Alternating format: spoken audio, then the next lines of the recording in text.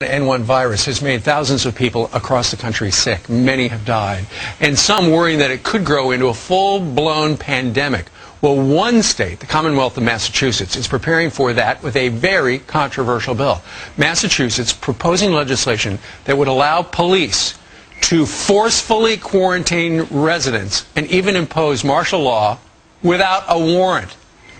Could that possibly be constitutional? We've called in Fox News senior judicial analyst, Judge Andrew Napolitano. Hey, Steve. So, because apparently they're worried that swine flu is a public safety issue, they're talking about a law where the police can knock on your door. Right. Or not necessarily knock on your door, just go in and essentially quarantine you. Well, they're doing more than talking about a law. The state of Massachusetts, both houses of the legislature have enacted this law, and once Governor Deval Patrick signs it, and he says that he will, it'll become the law, and it will allow him to declare an emergency.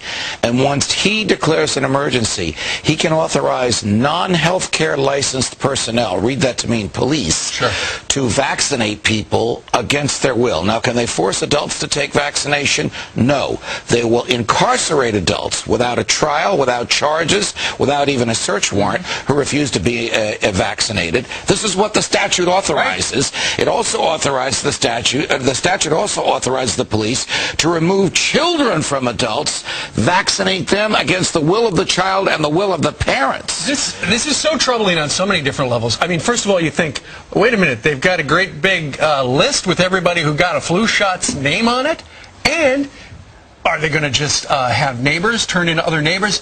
Hey, they're sick. Well, they haven't gotten the shot. It's interesting you say that. There is not a clause in this statute that requires you to report a neighbor, but the government will encourage people to do it.